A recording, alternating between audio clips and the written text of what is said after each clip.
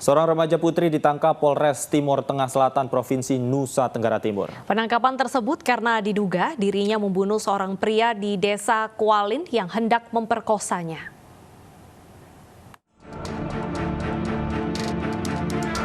Kepolisian Timor Tengah Selatan Nusa Tenggara Timur terus lidiki kasus kematian warga Kualin NB, 48 tahun yang diduga dibunuh oleh seorang remaja putri di hutan saat hendak memperkosanya. Kapolres Timor Tengah Selatan mengatakan terduga pelaku dan korban sempat berhubungan intim dengan pelaku. Tak berselang lama saat korban berpapasan dengan pelaku di hutan saat mencari kayu bakar, korban kembali meminta pelaku untuk berhubungan intim kedua kalinya, namun ditolak. Kini pelaku menjalani rehabilitasi psikis pada Dinas Sosial Provinsi NTT Kupang, sedangkan terkait motif dan kronologis pembunuhan masih dalam penyelidikan.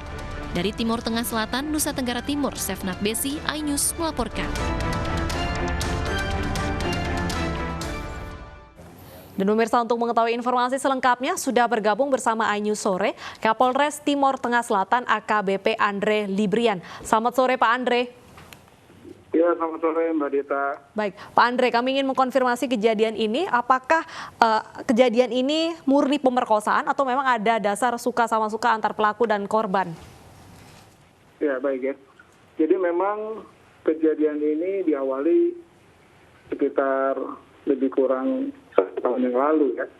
1 tahun yang lalu antara korban yang meninggal dunia ini dengan pelaku yang anak-anak ini itu pernah melakukan berhubungan pada saat 9 Mei 2020. Nah, pada saat itu memang awalnya pada saat berhubungan pertama kali itu si perempuan ini yang melakukan pembunuhan ini diiming-imingi dengan uang, ya, diberikan uang 50.000 rupiah. Nah, kemudian pada saat tanggal 10 Februari, si laki-laki ini datang ke rumahnya, kemudian ngajak pergi ke pantai. Nah, pada saat pergi ke pantai, datang ke rumahnya, si perempuan ini menyuruh laki-lakinya berangkat duluan.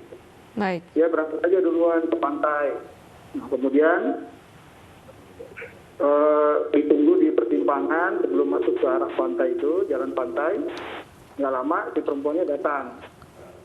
Nah, pada saat itu kemudian si perempuannya ini diajak duduk di bawah pohon dan diajak untuk bersetubuh lah pada saat itu.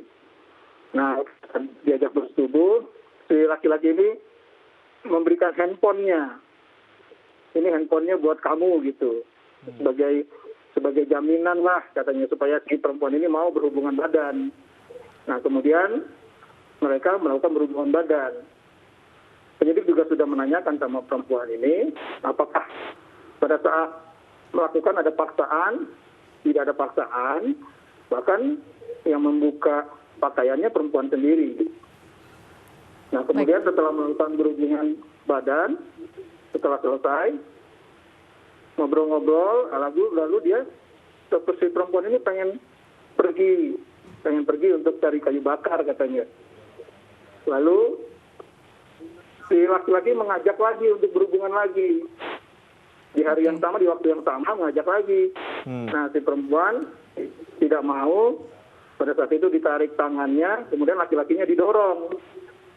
Setelah didorong, si perempuan itu mengambil pisau yang sudah dibawanya, yang ditaruh di kakunya. Nah, langsung ditusukkan.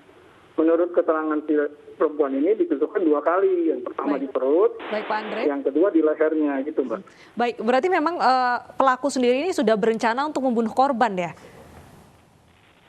Kalau itu memang kita sedang dalami ya. Tapi fakta yang kita dapat bahwasannya memang pisau itu dibawa oleh si perempuan ini, pelaku pembunuhan ini dibawa dari rumah.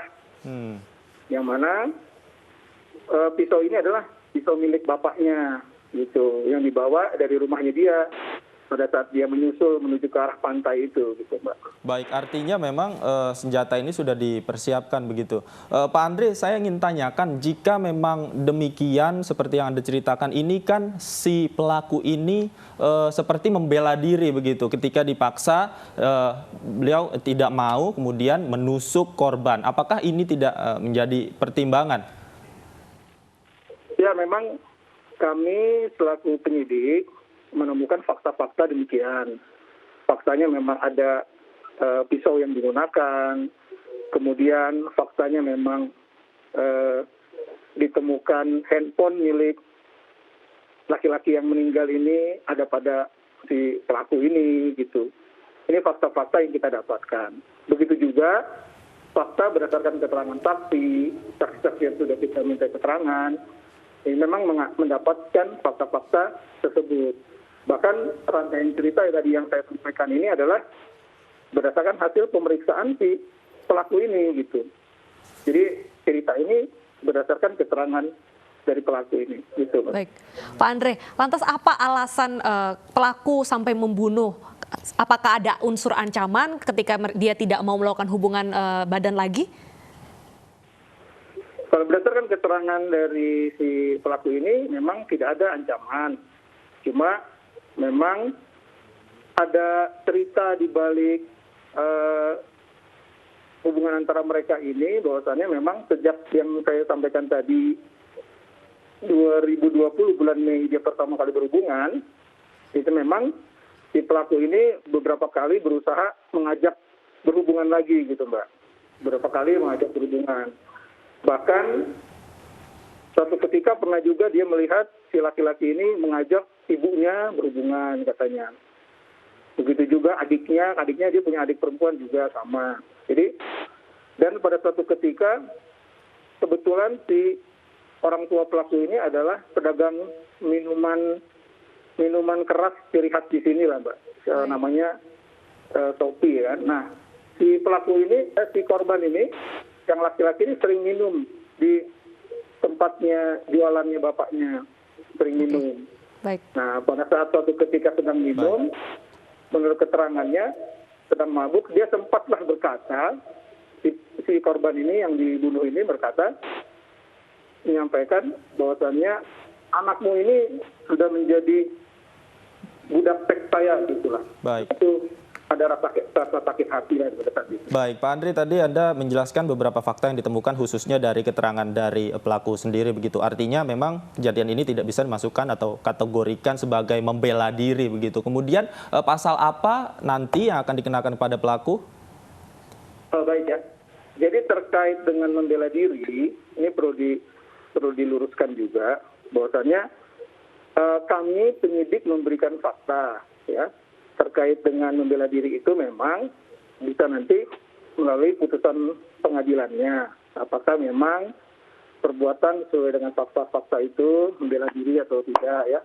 Tapi memang dalam pembuktian ini kami juga berhati-hati dalam melakukan tahapan-tahapan penyidikan ini. Sehingga hak-hak dari tersangka dalam hal ini anak-anak, hak-haknya kita tetap kedepankan. Misalnya, dia tetap diproses namun tidak dilakukan penahanan, tetap dilakukan pendampingan, tetap mendapatkan pendampingan secara psikologis, berkoordinasi dengan Bapak. Pasal apa yang akan dikenakan, Pak Andre? Terkait dengan fakta-fakta yang ada, memang adanya dugaan perencanaan itu, ya, ada mungkin 340 subsidiar 338, lebih subsidiar lagi di 351 ayat 3. Namun terkait dengan pasal 340 memang itu harus diperlukan pendalaman lagi. Apakah ada unsur dari perencanaan itu perlu kita dalami lagi. Baik, terima kasih AKBP Andre Librian sudah berbagi informasi bersama kami di iNews Sore. Selamat sore, Pak.